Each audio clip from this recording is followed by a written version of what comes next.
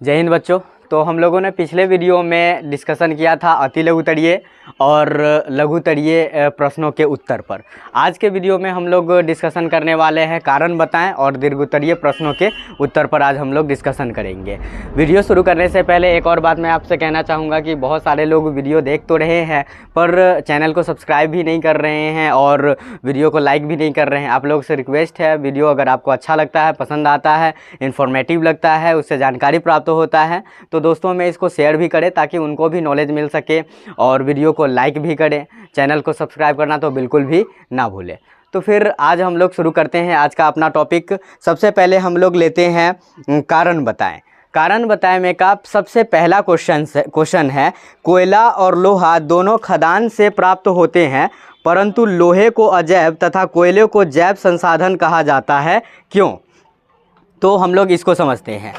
कोयला जो होता है वह सजीव पदार्थों से मिलकर के बना होता है, जैसे कि पेड़ पौधा हो गया, जानवर हो गया, ये सब जब मर जाते हैं, गिर जाते हैं, पृथ्वी के ऊपर रहते हैं तो इसको अपघटकों के द्वारा जब इसको सड़ा दिया जाता है, गल जाता है जब, या तो पृथ्वी के नीचे यह धीरे धीरे करके चला जाता है और उससे कोयले का निर्माण होता है। पर लोहा जो होता है वह निर्जीव वस्तुओं से बनता है, इसलिए कोयले को जैव संसाधन जबकि लोहे को अजैव संसाधन कहा जाता है, जबकि दोनों को एक साथ ही पृथ्वी के नीचे से ही दोनों को निकाला जाता है, फिर भी लोहे को अजैव संसाधन और कोयले को जैव संसाधन कहा जाता है। तो पहला क्वेश्चन क्लियर है। अब हम लोग दूसरे क्वेश्चन की तरफ बढ़ते हैं। तो हमारा दूसरा क्वेश्चन है वर्तमान काल में सतत पोषणीय विकास पर अधिक बल दिया जा रहा है, क्यों? तो सबसे पहले हम लोग समझते हैं सतत पोषणीय विकास होता क्या है। तो सतत पोषणीय विकास का मतलब होता है कि संसाधनों का वर्तमान में इस प्रकार से उपयोग करना कि भावी पीढ़ी यानी कि आने वाली जनरेशन पर इसका कोई भी किसी भी प्रकार का निगेटिव इफेक्ट न पड़े, यानी कि आने वाली पीढ़ी को भी जो संसाधन हम लोग उपयोग कर पा रहे हैं वो लोग भी उपयोग कर पाएँ। इस प्रकार से जब हम किसी संसाधन का उपयोग करते हैं तो इस तरह के विकास को सतत पोषणीय विकास कहा जाता है। जैसा कि अभी हम लोग देख ही रहे हैं कि बहुत सारे संसाधन ऐसे हैं जो ख़त्म होते जा रहे हैं, जिनका उपयोग कर पाना अभी भी मुश्किल हो रहा है और आने वाली पीढ़ी के लिए तो और ज़्यादा मुश्किल होगा ही होगा।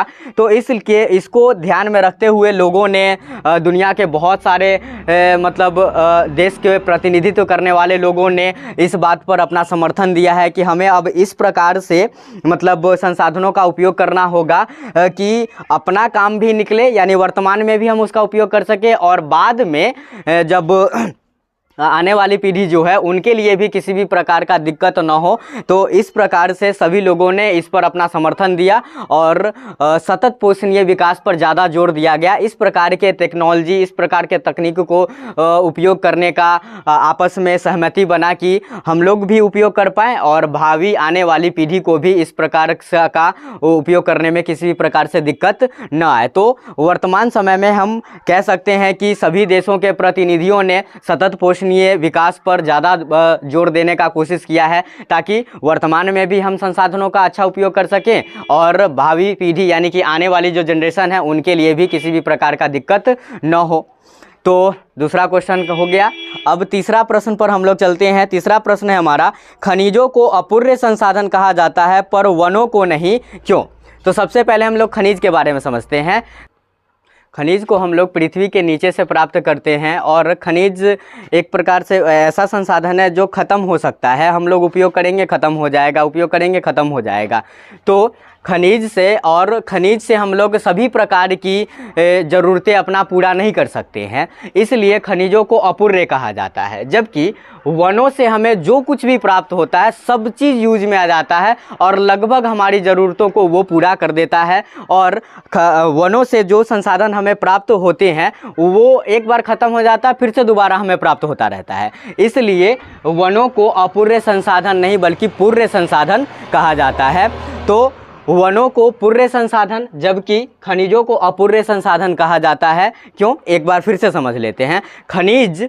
खनिजों को हम लोग खनिज से जो भी संसाधन हमें प्राप्त होते हैं वो हमारी सभी ज़रूरतों को पूरा नहीं कर पाती है, और ऊपर से खनिज उपयोग करने के बाद ख़त्म भी हो जाएंगी, और ये तो कुछ समय के बाद हो या फिर मतलब हज़ारों वर्ष बाद हो, जो भी संसाधन अभी हमें खनिज के रूप में प्राप्त है वो सभी खत्म हो जाएंगे। परंतु वन जो है उससे हमें जो कुछ भी प्राप्त होता है उससे हमारी बहुत सारी ज़रूरतें पूरा होती है, और वनों से हमें जो कुछ भी प्राप्त होता है वो सभी हमारे उपयोग में आ जाती हैं कहीं ना कहीं, चाहे सूखा पत्ता हो या फिर हरा पत्ता हो, सूखा लकड़ी हो या फिर हरा लकड़ी हो, या फिर फल हो या फिर उसका तना हो या फिर जड़ी बूटी हो, किसी भी प्रकार से जो हम लोग वन से प्राप्त करते हैं सभी चीज़ हमारे उपयोग में आ जाती है। तो इसलिए और ये चीज़ हमें उपयोग में मिल भी जाती हैं और ख़त्म हो जाती हैं, फिर से दोबारा हमें प्राप्त हो जाता है। तो इसलिए हम लोग खनिज को अपूरे संसाधन परंतु वनों को पूरे संसाधन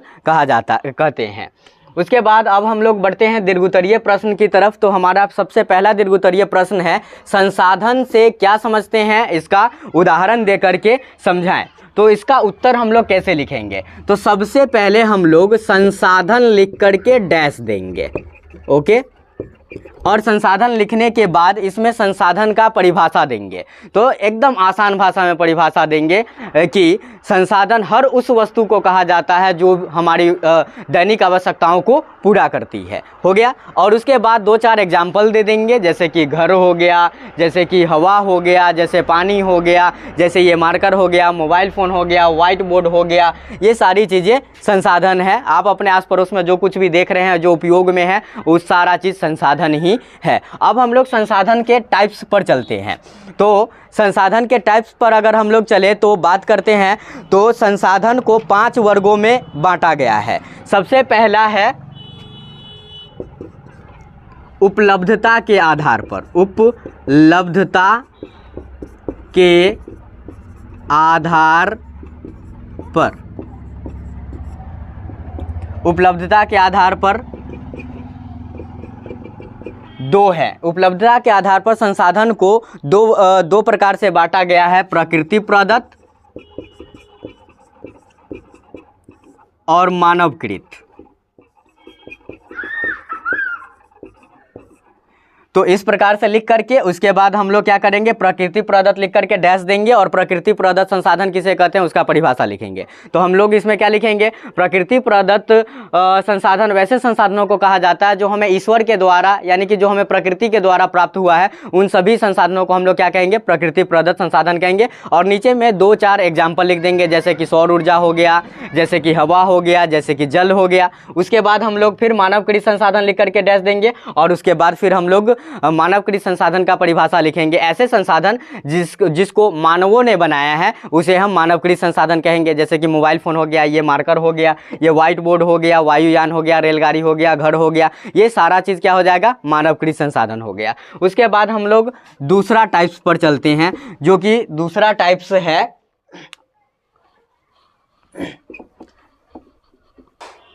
संसाधनों का दूसरा वर्गीकरण किया गया स्रोत के उत्पत्ति के आधार पर, जिसमें 2 टाइप्स है, जैविक संसाधन और अजैविक संसाधन। तो इसमें जैविक संसाधन लिख करके डैश देंगे और लिखेंगे ऐसे संसाधन जो हमें सजीव पदार्थों से प्राप्त होता है उसे हम क्या कहेंगे, जैविक संसाधन कहेंगे। जैसे कि वनों से हमें पत्ता प्राप्त हो जाता है, हवा प्राप्त हो जाता है, ये सब चीज़ हो जाएगा जैविक संसाधन। और अजैविक संसाधन लिख करके फिर डैश देंगे और उसके बाद अजैविक संसाधन का परिभाषा लिखेंगे।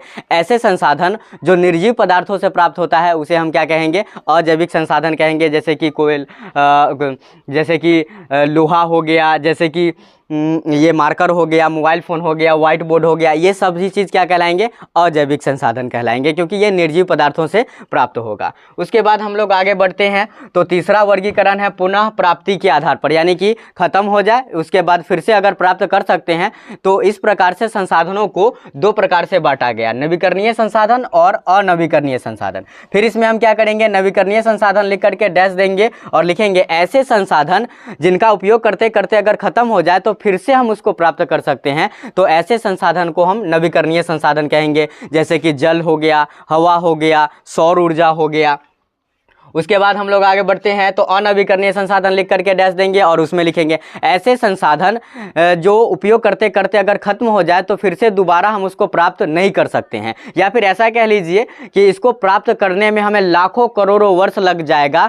तो इसलिए हम ऐसा भी कह सकते हैं क्योंकि लाखों करोड़ वर्ष तक तो हम लोग जिंदा रह नहीं सकते हैं, तो ऐसा हम कह सकते हैं कि जो संसाधन खत्म हो जाए उपयोग करते करते और उसके बाद दोबारा हम उसे अगर प्राप्त ना कर सके तो ऐसे संसाधनों को हम लोग अनवीकरणीय संसाधन कहेंगे। जैसे कि कोयला हो गया, पेट्रोलियम हो गया, गैस हो गया, ये सारा चीज़ क्या हो जाएगा, अनवीकरणीय संसाधन हो जाएगा। उसके बाद हम लोग बढ़ते हैं संसाधनों का चौथा वर्गीकरण इसके स्वामित्व के आधार पर किया गया, मतलब मालिकाना हक, मालिकाना अधिकार जो होता है उसके आधार पर किया गया, जिसमें पहला टाइप है निजी संसाधन, दूसरा है सामुदायिक संसाधन, तीसरा है राष्ट्रीय संसाधन और चौथा है अंतरराष्ट्रीय संसाधन। सबसे पहले हम लोग निजी संसाधन लिख करके डैश देंगे और उसका परिभाषा लिखेंगे ऐसे संसाधन जिस पर किसी व्यक्ति विशेष या कंपनी विशेष इस प्रकार से किसी एक का या कुछ लोगों का विशेष अधिकार हो, तो ऐसे संसाधन को हम लोग क्या कहेंगे, निजी संसाधन कहेंगे। जैसे कि अपना घर हो गया, प्राइवेट कोचिंग संस्थान हो गया, जैसे कि मोबाइल फ़ोन हो गया, ये सारा चीज़ क्या कहलाएगा, निजी संसाधन कहलाएगा। उसके बाद हम लोग जाते हैं, आगे बढ़ते हैं तो अगला टाइप से हमारा सामुदायिक संसाधन। तो सामुदायिक संसाधन लिख करके डैश देंगे और फिर हम उसमें क्या लिखेंगे, ऐसे संसाधन जिन पर एक व्यक्ति विशेष का अधिकार न हो करके समाज में रह रहे बहुत सारे जो भी व्यक्ति रह रहे हैं उनका अगर अधिकार हो तो ऐसे संसाधन को हम लोग क्या कहेंगे, सामुदायिक संसाधन कहेंगे। जैसे कि पंचायत भवन हो गया, जैसे कि सरकारी हॉस्पिटल हो गया, जैसे कि मतलब इस प्रकार से जो गांव समाज में सभी का अधिकार होता है, पोखर हो गया, तालाब हो गया, ये सारा चीज़ गांव समाज में जितने भी लोग रह रहे होते हैं उन सभी का अधिकार होता है उस पर, तो ऐसे संसाधन को हम लोग क्या कहेंगे, सामुदायिक संसाधन कहेंगे। उसके बाद तीसरा टाइप से राष्ट्रीय संसाधन, ऐसा संसाधन जिस पर एक राष्ट्र के सीमा के अंदर जितनी भी संसाधन है उस पर अधिकार हो, तो ऐसे संसाधन को हम क्या कहेंगे, राष्ट्रीय संसाधन कहेंगे। उसके बाद हम लोग आगे बढ़ते हैं तो चौथा टाइप से हमारा अंतरराष्ट्रीय संसाधन। कुछ संसाधन ऐसे होते हैं जिन पर एक देश का अधिकार नहीं होता बल्कि विश्व के सभी देशों का अधिकार होता है। जैसे कि उनके सीमा तट जो भी सीमा रेखा होता है उससे सटे हुए कुछ भाग होते हैं, जैसे समुद्री इलाका होता है तो उसके 200 किलोमीटर के अंदर तक के रेंज का जो मतलब संसाधन होता है उसको हम लोग अंतरराष्ट्रीय संसाधन कहते हैं। जैसे कि भारत का भी कुछ महासागरों में अपना अधिकार है, तो ऐसे संसाधनों को हम लोग क्या कहेंगे, अंतरराष्ट्रीय संसाधन कहेंगे। उसके बाद हम लोग आगे आते हैं, सबसे अंतिम टाइप्स जो है वो है विकास के स्तर के आधार पर, यानी कि किसी भी प्रकार से जो संसाधनों में जो विकास किया जाता है, कभी हम लोग हाथ से पंखा हिला करके हवा खाया करते थे, उसके बाद टेबल फैन बना, सीलिंग फैन बना, फिर कूलर बना, एसी बना, वगैरह वगैरह बहुत सारा चीज़ें, इसमें भी बहुत सारा टाइप्स आ रहा है। कुछ ऐसे भी पंखे बन चुके हैं जिनसे बिल्कुल आवाज़ भी नहीं आता है, इस प्रकार के मतलब पंखे बन चुके हैं। तो ये जैसे जैसे नॉलेज बढ़ रहा है लोग वैसे वैसे संसाधन में विकास कर पा रहे हैं। तो उसी विकास के स्तर के आधार पर संसाधनों को 4 प्रकार से बांटा गया, संभाव्य संसाधन, ज्ञात संसाधन, भंडारित संसाधन और संचित संसाधन। सबसे पहले हम लोग समझते हैं संभाव्य संसाधन। तो संभाव्य संसाधन लिख करके डैश देंगे और उसमें हम लोग लिखेंगे ऐसा संसाधन जिनके बारे में हमें पता है कि हम वहाँ से उसको निकाल करके उसका उपयोग कर सकते हैं, तो ऐसे संसाधनों को हम लोग क्या कहेंगे, संभाव्य संसाधन कहेंगे। जैसे कि भारत के कुछ हिस्सों से पेट्रोलियम के बारे में पता हुआ कि हाँ वहाँ पर पेट्रोलियम निकाला जा सकता है, तो वहाँ पर लोग वहाँ से सरकार पेट्रोलियम निकाल करके उसका उपयोग करेगी, तो इस प्रकार से हम उसको क्या कहेंगे, संभाव्य संसाधन कहेंगे। उसके बाद है अगला ज्ञात संसाधन, ऐसा संसाधन जिसके बारे में हमें पता है और हम उसका उपयोग कर पा रहे हैं, तो ऐसे संसाधनों को हम लोग क्या कहेंगे, ज्ञात संसाधन कहेंगे। कि कोई भी चीज़ आप उदाहरण में ले सकते हैं जो हमें पता है उसके बारे में और हम उसका उपयोग कर पा रहे हैं, तो ऐसे हर एक संसाधन को हम लोग क्या कहेंगे, ज्ञात संसाधन कहेंगे। उसके बाद अगला तीसरा टाइप है भंडारित संसाधन।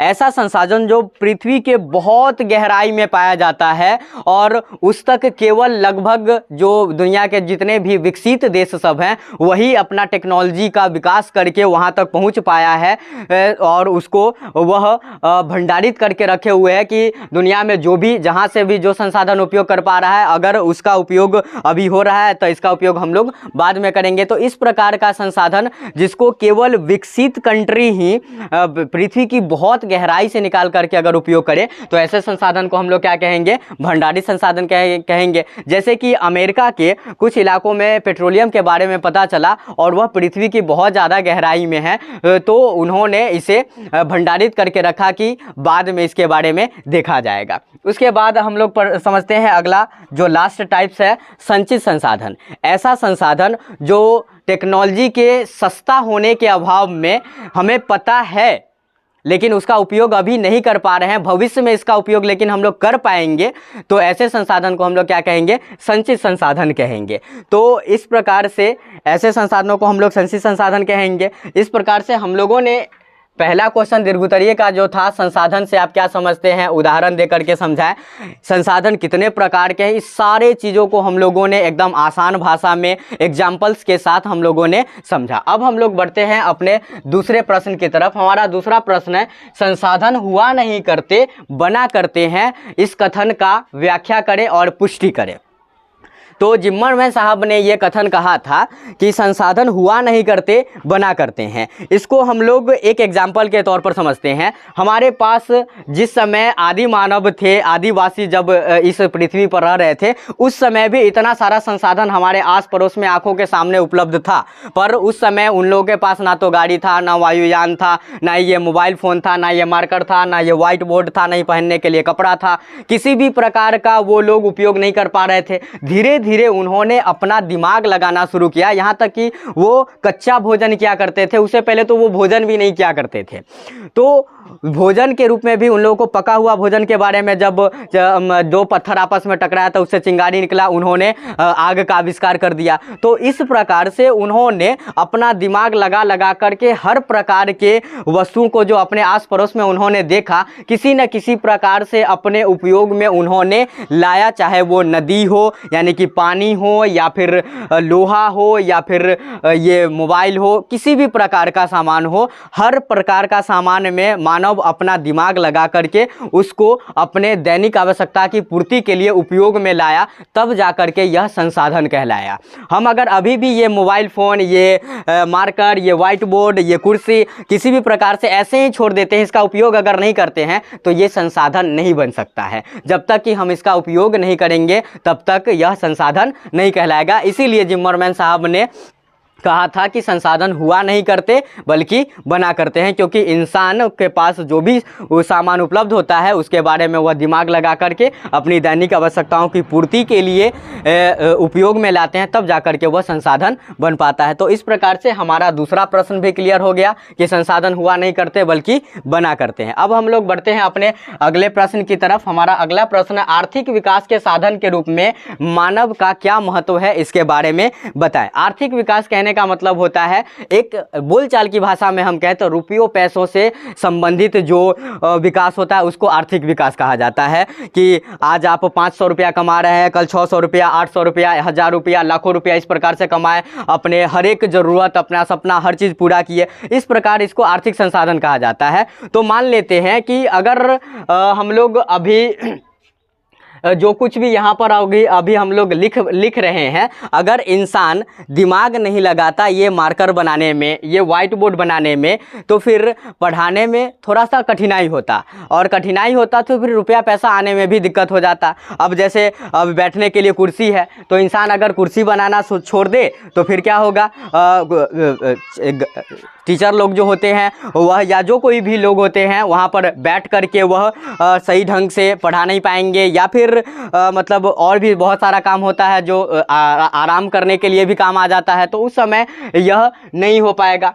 तो आर्थिक विकास के साधन के रूप में मानव एक महत्वपूर्ण संसाधन है। क्यों? क्योंकि मानव ही हर एक वस्तु को अपना दिमाग लगा करके और अपने दैनिक आवश्यकता जो होता है, उसका हर दिन का जो आवश्यकता होता है, ज़रूरत होता है, उस ज़रूरत को पूरा करने के लिए उपयोग कर पाता है। हवाई जहाज़ बना पाया, उसके बाद ट्रेन बना पाया, बहुत सारा चीज़ ऐसा बनाया। जैसे कि मान लीजिए कि अगर हमको वायुयान नहीं बना हुआ है और हमको अगर अमेरिका जाना होता तो हम लोग अमेरिका नहीं जा पाते। या फिर आप मतलब समझ लीजिए कि पानी जहाज़ जो बड़ा बड़ा होता है, वो जहाज़ अगर अभी तक नहीं बना हुआ रहता तो जितना व्यापार वाणिज्य व्यापार वगैरह दूसरे देशों से हो पा रहा है, एकदम बहुत ही कम खर्च में दूसरे देशों से हम लोग जो पेट्रोल डीजल वगैरह आयात करते हैं, अपना बहुत सारा चीज़ निर्यात भी कर पाते हैं। तो ये वाणिज्य और व्यापार इन सब चीज़ों में विकास नहीं हो पाता। लेकिन इंसानों ने अपना दिमाग लगाया